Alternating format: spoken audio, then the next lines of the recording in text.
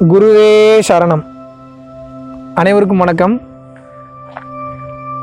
பொதுவாக இந்த மெடிடேஷன், தியானம், தவம் இதெல்லாம் பண்ண பிரபஞ்சமும் இவங்களும் ஒன்றாயிடுவாங்க. ஹார்மோனி வித் த எக்ஸிஸ்டன்ஸ் அப்படிம்பாங்க. இயற்கையோட ஒன்றாக கலந்துருவதுன்னா காணாமல் போகிறது கிடையாது. அது ஒரு எண்டுக்கு மேலே நடக்கும். ஆனால் என்ன நடக்கும் அப்படின்னா, நல்லா கவனிங்க, இயற்கையும் மனிதனும் ஒன்றாக செயல்பட ஆரம்பிப்பாங்க. கரெக்டாக சூப்பராக அது ஆறு போகிற போக்குலேயே போகிற கணக்கு. அது ஆறுக்கு ஆப்போசிட்டில் நீச்சல் அடிச்சிங்கன்னா மாட்டிப்பீங்க, எனர்ஜி போயிடும், உயிர் போகிற கூட வாய்ப்பு இருக்குது. ஆறு போகிற போக்குலேயே போகிறது, அந்த ஆறு தான் இயற்கைன்றது. ஒரு எக்ஸாம்பிளுக்கு சொல்கிறேன், அந்த இயற்கை போகிற போக்குலேயே போனீங்கன்னா அது கொண்டு போய் உங்களை கடலில் சேர்த்துரும். இதில் பல பேருக்கு என்ன டவுட்னா, நான் மெடிடேஷன் பண்ணால் நான் நினச்சதெல்லாம் நடக்குமா அப்படின்லாம் கேட்குறாங்க. பல அதிசயங்கள் நடக்கும், பல மேஜிக் நடக்கும், பல மிராக்கிள் நடக்கும். மிரண்டு போவீங்க. அனுபவங்களை ஷேர் பண்ணக்கூடாது. அதனால் ரொம்ப டீட்டெயில்டாக அதுக்குள்ளே நம்ம போவேனா. அது உங்களுடைய நல்லதுக்காகவும் எல்லாரோட நல்லதுக்காகவும் தான் சொல்கிறேன். சரிங்களா? பேஸ் மட்டும் புரிஞ்சுக்கோங்க. அதில் ஒரு சின்ன ஒரு அறியாமை இருக்குது. மக்கள் என்ன நினச்சிக்கிறாங்க, நம்ம நினச்சதெல்லாம் நடக்கும்னு நினைக்கிறாங்க. அப்படி கிடையாது. என்ன நடக்க போதோ அதை நீங்கள் நினைப்பீங்க. என்ன நடக்க போதோ அதெல்லாம் தெரிய ஆரம்பிக்கும். இயற்கையோட ஒன்றிணையும் போது இயற்கை எப்படி செயல்பட்டுக்கிட்டு இருக்குன்ற ரகசியங்கள் புரிய ஆரம்பிக்கும். இயற்கையை நீங்களும் ஒன்றாவீங்க.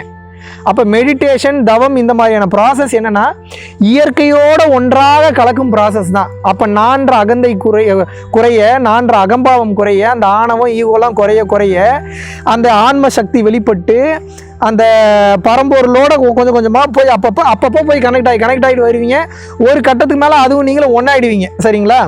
அப்போ அப்படி அந்த ட்ராவலில் போகும்போது பல விஷயங்கள் உங்களுக்கு புரிய வரும். பல விஷயங்கள் உங்களுக்கு தெரிய வரும். அப்போ என்னன்னா, எல்லாரும் என்ன நினச்சிக்க, நான் நினைக்கிறது தான் அங்கே நடக்குதும்பாங்க. நீங்கள் நினைக்கிறது நடக்கலை. என்ன நடக்க போதோ அதுதான் உங்களுக்கு தெரியும். ஏன்னா அது ஒன்று தான் எக்ஸிஸ்டன்ஸ், அதுதான் இருப்பு நிலை. அது மட்டும்தான் தெரியும். புதுசாக நம்ம எதையும் பண்ண முடியாது. அப்போ நீங்கள் கேட்கலாம், அப்போ நான் மெடிடேஷன், தவம் இதெல்லாம் பண்ணும்போது பஞ்சபூதங்களை கட்டுப்படுத்த முடியாதா, இயற்கையை மாற்றி அமைக்க முடியாதா? நிச்சயமாக மாற்றி அமைக்க முடியும். அதுவும் முடியும். அது நான் இல்லைன்னு சொல்ல. ஆனால் இது மிகப்பெரிய ஆபத்து. ஆற்றல் நிலை வேஸ்ட் ஆகும். உங்களுடைய அத்தனை வருட தவம் வீணாக போகும்.